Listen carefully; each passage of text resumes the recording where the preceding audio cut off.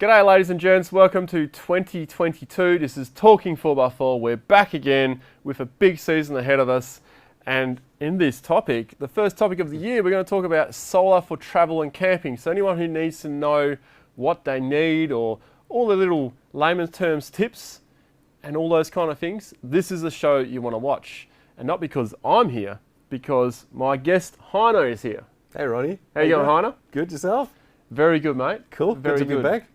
Yes, it is good to be back, and we're definitely filming this in 2022, aren't we? Yeah, it's not 21 at all. Nah, not it's at not all. Close to Christmas. Yep. No. 2020, 2021, no one cares about them years anymore. So we're going to talk solar for travel and camping.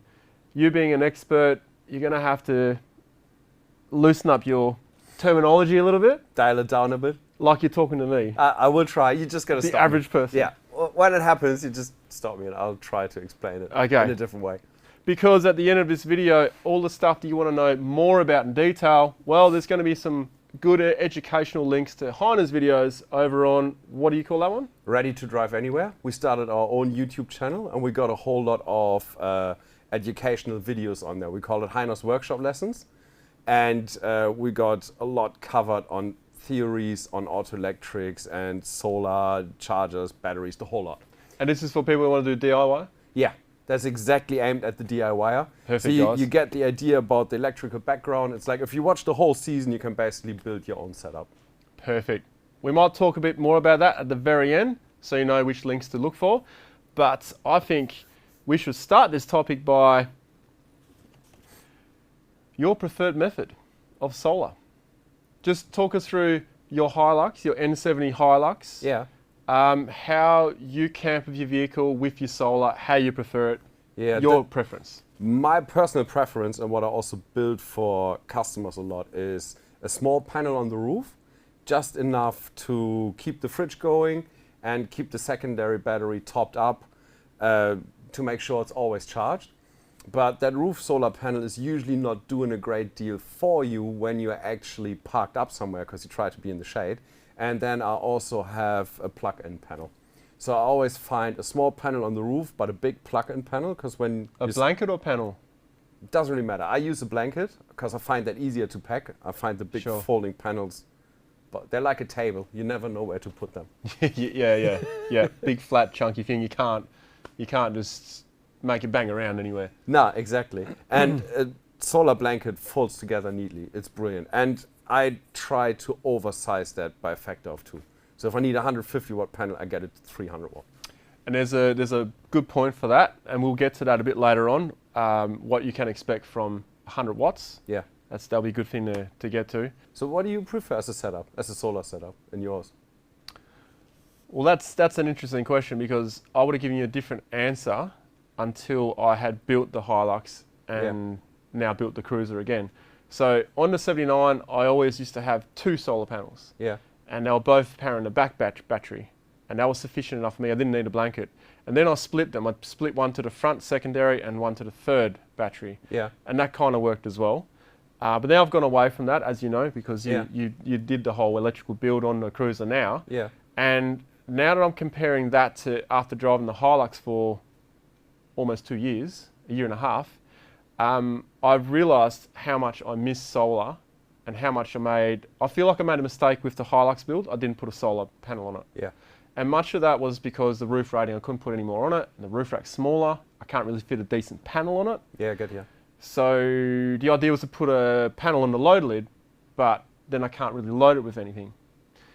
So my regret with the Hilux is not for camping, because camping I'll plug a blanket in. That's fine. My regret is from parking it at home in the driveway. Now my driveway is on an angle, faces the sun, it's perfect. So the Cruiser, always topped up. I know. The Hilux, I have to empty the fridge, turn the fridge off. That's the thing. If you run a fridge constantly, even though you drive a fair bit, it always makes sense to have a solar panel, even if it's just a small one, just to help it. And it's usually enough to keep the fridge ticking over. Definitely. Especially when spring and summer came along. Because it was only when it really started getting hot again in WA, I was like, okay, I need to unplug that fridge or I need to reverse this car up and plug in my lab power, which you advised me about. Yeah, the solar panel simulator. Yeah, the solar panel simulator. Yeah, the manipulator, Yeah. you call it. Yeah, that works a treat actually. I know. Yeah, but the sun actually charges it faster than that. Yeah. There's only so many amps you can put in. Anyway, I'll throw something up for you guys so you know what the hell we're talking about. It's basically a lab power, so you can adjust the voltage and amps. Yeah, it's a power supply that you usually use in a lab environment. So you can set the voltage and it gives out a certain amperage, and if you hook that up to solar panel input, your DC-DC charger will think there's a solar panel connected to it and it will actually start charging. And since it's using the MPPT regulator, and that doesn't matter if it's only just a small power supply, it will be enough to give a little trickle into the battery. And you just bought yourself a really, really cheap lithium battery charger. It's a different way of buying a 240 volt charger, basically. Yeah, it is. Yeah, you just hook something up and that then runs through the DC-DC charger and uses the good charger that you've already got. Yeah, yeah. And it works pretty good. Before we get to the next part of this topic, it's beer o'clock. I was hoping so. And I thought you'd never ask. And with beer o'clock, we've got some rapid fire questions. Cool. Just to switch things up a bit. That's what you Nice. wanted, yeah? It's one without flowers, that's good. Yeah. Now, Heiner's not really into the big IPAs. Now, my local bottle shop ran out of Pirate Life. Right. So I'm I now do onto like the this. Cheeky Monkey. There's a beer shortage in Australia. Don't say that. It's ridiculous. All the beer will be gone. It'll be like the toilet paper. Yeah, yeah, just worse. You can always wipe your ass with leaves, right? Yeah. Suppose you could always switch to gin and tonic or something. You can, if you like. It's not really a switch though, is it? Cheers, mate. Cheers. Rapid fire questions, Heiner. Now All right. these are going to be different for each person who's on this year. So, you got to be quick though. Yeah, I'll try. First one that comes to mind. Steak or chicken palmy? Steak. What would be your ideal sports car / supercar? Ooh, Lamborghini Gallardo. Okay. That was you're certain on that one. Whiskey or rum? Whiskey. Best beer? Erdinger Hefeweizen. A German beer. Yeah. Best four-wheel drive ever made? Ever made. Wow, ever made. I think Mercedes G-Wagon. Okay. German or Japanese tools? German. But I'm a bit biased there. Yeah, I know. But see, this one, I'm interested in this one. Is your biasness going to overpower this one? Yeah. Japanese or German vehicle? Japanese. Ah, okay. An honest man. An honest German I man. still like the G-Wagon just for the shape and the whole thing of it. Yeah. But if I want a reliable vehicle, I'll buy a Japanese vehicle. That's why I'm driving one. There we go. That was rapid fire. Cool. I liked it. Situations when the solar blanket is the better option. So we're talking either blanket or panel, but this is when blanket is better than a panel. Yeah.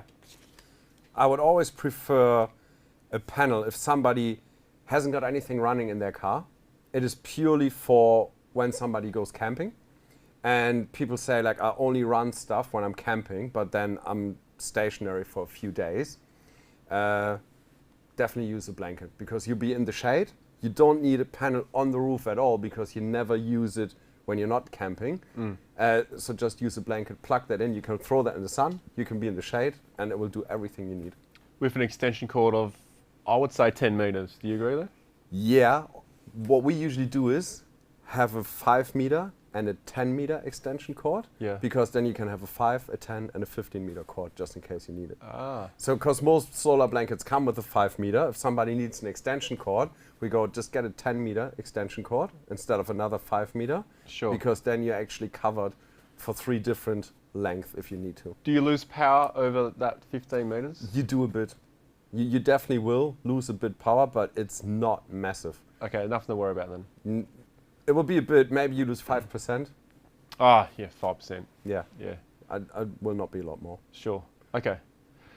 All right. Well, I've got nothing to add to that because that's, makes sense and I pretty much agree there. When it comes to the panel though, I would say when a panel is better than the blanket is when you park your car in your driveway and you Yeah. have your fridge on all the time. Yeah. That's exactly. when I'll say panel is king. Yeah. Because you plug a blanket in, you might come home and your blanket's gone. Plus, it's a pain in the ass. You don't want to set that up all the Yes. time. So, for people that have a fridge running constantly, I always recommend put a roof solar panel on there somehow. Only needs to be a small one. 120 watt is easily enough to run a fridge up to about 50 liters. And you might find some days your battery is not quite full. Other days it will already be full before midday. For example, in mine, I run a fridge and a Selfie Go unit constantly off the battery. The Selfie Go unit doesn't turn off at all. It's just constantly running. And that easily runs off a 120 watt panel. And they generally chew a lot of power, a Selfie? No, not a lot. Selfie uses maybe 10, 15 amp hours a day. Okay. Adds up, I guess. If you It don't does, have one. every little bit. The fridge will use another 30 or something like that. Yeah. So the next one then is when a combo is the better option. So you have a fixed panel Yeah. and you have a blanket. So who would that suit, do you think? That is same thing when you got something running in the car all the time, then you definitely want that roof solar panel. But then if you also go camping a lot, and while you're camping, you do tend to use a fair bit of power, and you're stationary for a long Sure. period of time, then you want a blanket as well. Okay. But do you think to justify the blanket you'd really want to be using a lot of power? Like say if you only had a fridge plugged in and all your battery is really doing is powering the fridge and charging a couple of phones, maybe your camera. or Then you something. don't really need to, unless you say, I'll be sitting there for 2 weeks, not moving, because all I do is fishing and get drunk and there's nothing else. Then I'd say still get a blanket. Yeah. But if you drive every day or every second day, then don't worry about a blanket. It will be all right. Panel only then. Yeah. Or blanket only. Yeah. But if you, for example, if you would use, let's say, a travel buddy, or you got a hot water system on board, or whatever else you might do, there might be an inverter for coffees and that sort of stuff, then definitely chuck a blanket into the equation. Yeah. Because then you can go like, oh, battery's getting a bit low. I don't have to move. I just plug the blanket in. I throw that over there, and all will be good. There you go, folks. So if you can afford the power system to run a coffee machine and all these other things, you can afford a solar blanket too. Yeah. See, a lot of people get all that stuff, get all the things that use a lot of power, go out there and then go, now I've used all the power. How does it come back into the battery? And then you have to go for a long drive to recharge again. And not a lot of, some people will drive every day. For them, it's easy. But if you are stationary for a few days, you need to think about a way of putting that energy back into the battery that you've taken out of the battery. Because no matter how big the battery bank is, it will be empty eventually. And even worse if it's an AGM battery or a lead acid battery, because they can't absorb as much as lithium, right? And they don't charge as fast. Yeah. Yeah. Like as soon as you hit the last 70, 80% somewhere there, the current sort of drops off. And the last little bit is just a trickle, while the lithium battery will pretty much take the full blast that you can actually put into the battery up until 10 minutes before it's full, and then it will just shut off. Yeah. Lithium. Makes so much sense. It does. It's like going from horse and cart to combustion engines. It's going from horse and cart to electrical Tesla. That's what we've spoken about blankets, panels, and both. I think from that you get a rough idea of what you might need. But how many watts should people expect to get out of a 100 watt panel or blanket? So you got 100 watts. I've just picked 100 because it's a round number. Yeah. How much should you expect to get out per 100 watts? Realistic terms. You mean how much energy you get out of it throughout a day? Yeah, so say if you have a panel that's rated at 100 watts, a lot of things are rated at that, but do they actually give you that? But also, tell us about overcast days. What could you expect out of that from an overcast day? What could you expect from it from morning sun, afternoon sun? Because it's only really a gap of 3 hours or 4 hours where you're going to get the full maximum potential out of your panel or blanket, correct? Yeah, roughly. And also depends on what time of the year it is. So That's in winter, when the sun is a lot lower on the horizon, the angle is obviously a lot worse than it is in summer, where it's almost perpendicular on top of it. 100 watt panel, it's hard to say because there will be really cheap panels where you get less out of. than more expensive panels. But I've found that if you get a panel that's got a TÜV certification on it, I'm not sure if you're aware what the TÜV is. No. TÜV is a German standardization institute. So you can say if you want to sell something on the German market, you give a product there and you say like, this is the product, this is the specification, can you test it? They go test it and go, yeah, checks out, those specifications are true.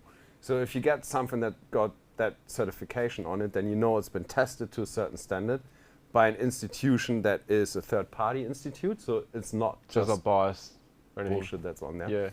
Yeah. And out of a 100-watt panel, you probably get somewhere in between 80 and 85 watt when you put it flat on your roof, but that is even in midday sun. Okay. So even though it says 100, that's the most it's ever going to do for you? Probably. And it's like there might be some exceptions where panels are absolute top-notch, and when they're brand new for the first half year, they perform a little bit better. After about half a year, you can feel, not massively, but they get a little bit worse than they were like straight out of the packaging. Sure. And then when you're driving a dusty road, the dust that sits on it, even parking in your driveway, you can see on your bonnet all the dust from the from the easterly winds or whatever, blowing all the dust from the land. That all collects on there as well. It does. And temperature. Temperature is a big thing. Yeah, I'm glad because they are all rated at 25 degrees.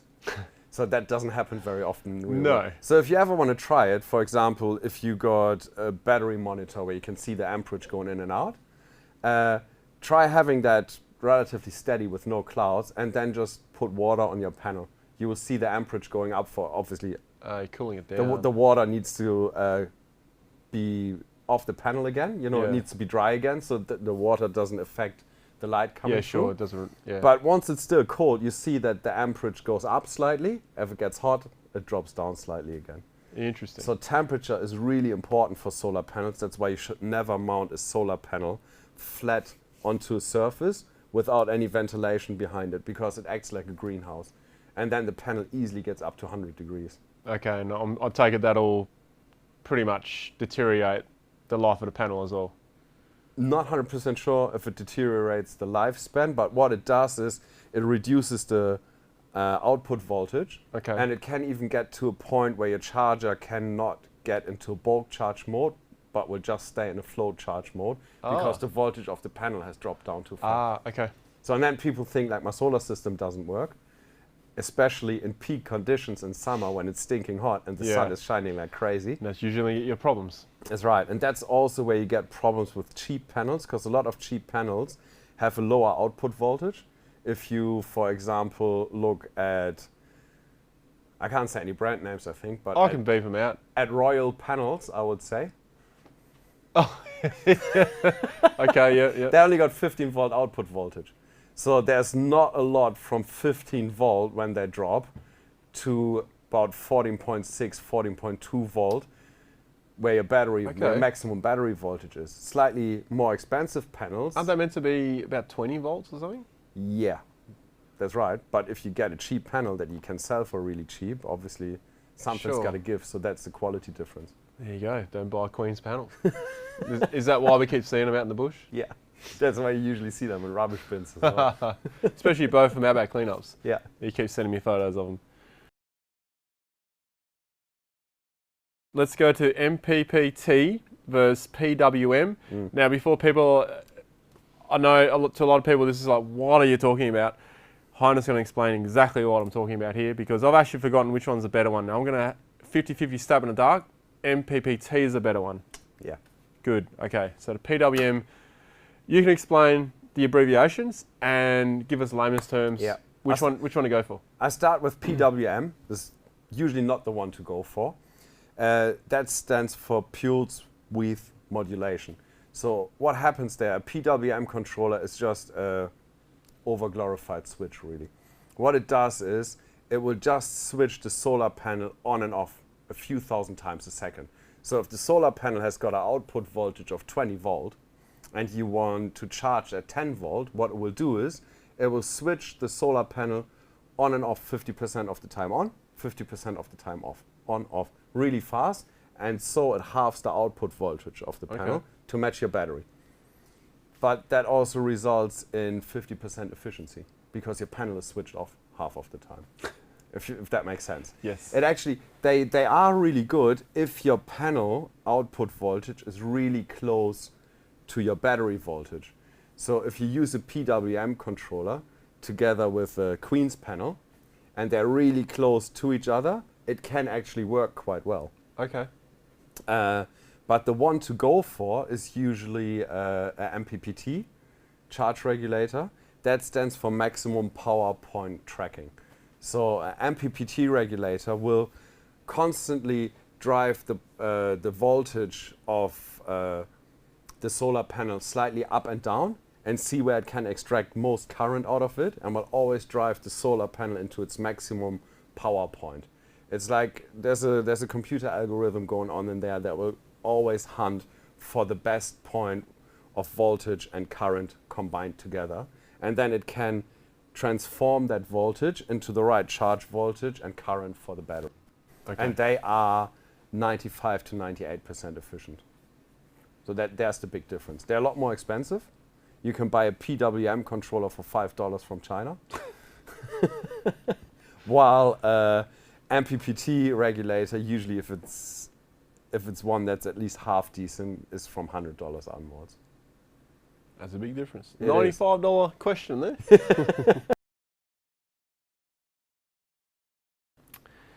Well, that's everything on my list, but I'm sure you got something to add. There's one thing that I find really important. Only one thing, so I've Yes. done pretty good then. You've done pretty well. There's like all the basics are there. It's just placement of panels. A lot of people get the placements of panels wrong. So wrong.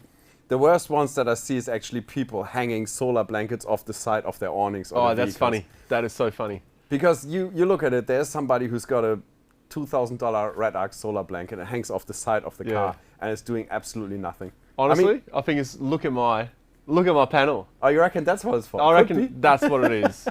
If you got a Red Arc blanket and you hang it like that, you're just doing it to show it. Okay, might be. I never looked at it that Stick way. it on top of your awning next time, mate. Yeah, or put it on the bonnet if the bonnet isn't still super hot, or just put it on the floor somewhere. And as long as there's no a lot of sand and stuff on your bonnet. Yeah, well. or if you got a bonnet where you don't care anyway. Yeah, true. Yeah, but then I doubt you'd have a solar blanket. I throw mine on there sometimes, but Okay. but it's only when there's too many people around Okay. walking, stepping on the solar blanket. And Sure. Yeah. I like them on a windscreen because then you kind of take the that's light true. out of the Yeah. thing as And well. it's also solar panels on the roof, on roof racks. Some people put them on an angle, Yeah. which a lot of people think is a great idea, and it is. It does work better. There is a certain angle you put solar panels on, But you have to constantly face that way. and but you have to face either towards the sun and keep moving, or you have to park perfectly north, or almost perfectly north. Yeah. If you don't do that, and I mean a lot of times, it's hard to park your car perfectly north because the shape of the environment, like Yeah. the wind direction or where the view is or something doesn't line up. No, exactly. And then you're a lot better off just having the panel flat, and it doesn't matter where or how you park, as long as you're in the sun, you're good. Yeah. Or get a blanket and you can put it anywhere you want. Yeah. Pretty much. I like putting them on bushes sometimes. Right. That works sometimes too. I've never tried that. Yeah. I just throw mine on the floor, flat on the floor usually. The beach is good, especially in the afternoon, because normally the beach is like this, Yeah, true. right? And then you're going to catch it. But then it gets covered in sand because everyone's walking around, right? Yeah. Yeah. And you have to peg them down sometimes because they tend to fold over if it's too windy. Oh, yeah. Yep, that's true. And then rooftop tents as well, the ones that go like that. Yeah. Well, it makes sense because they're flat most of the time, and then they have the option to face it towards. And usually when you go That's to usually, sleep, it's at night anyway. and it is all the ones that have got the rooftop tent like that, or even the Troopies with the full conversions in them and everything. That panel on the roof is only there for around town to keep the fridge running. When you're parked up, you're stationary, you want to sleep in there, you usually park in the shade. Or it's nighttime, you arrive in the evening and you leave again in the morning, and then solar doesn't matter anyway. Yeah, you might That- catch the morning rays or whatever. Yeah, but that is usually the perfect example for as soon as you're parked up and you camp, that solar panel on the roof is doing close to nothing anymore, and you put your blanket out if you want to stay a few days. Yeah, makes perfect sense. Well, I think we've covered everything we need to do in layman's terms. Yeah. But of course, if you guys want some more detail, definitely head over to Heiner's Ready to drive anywhere. Ready to drive anywhere. So Heiner, just give us a quick spiel on that. It is our channel from our workshop / our parts shop, and it is a part of it is just educational about what is auto electrics. You can go through a course there to learn how to do your own auto electric setup, how to build your own auto electric. It's still ever growing. There's more and more content being created. Some of it is introduction into products, and some of it is builds that we do in the workshop. So the coolest stuff that we do in the workshop, we make little videos about and just introduce the cars. And all the educational videos will have a PDF to download as well. So you can jump onto our website, onto perthpro.com.au. You can watch the videos there as well. Yeah. And you can download the whole lesson as a PDF. So you can watch it, go through it and go, cool. But then you can jump onto the website, you download a PDF and it's got all the info in there. So you can basically download a little book about it as well. That's pretty cool. Now, if people jump over to your channel, say around now, will they get a glimpse of a 450 amp hour lithium setup? Yeah, in the 200 series. In the 200 series? Yeah, it will be on there then. Yeah. Yeah? Oh, wicked. Yeah. With a 100 amp DC-DC charger. Yeah, 100 amp DC. I've never seen one. It's a 100 amp DC-DC charger. It was so heavy. Yeah, it's almost 5 kilograms. Never seen one before until you showed me that one. It's massive. Far out. That thing's heavy, man. Yeah. That 200 series, the only reason for the whole setup is actually to power a caravan.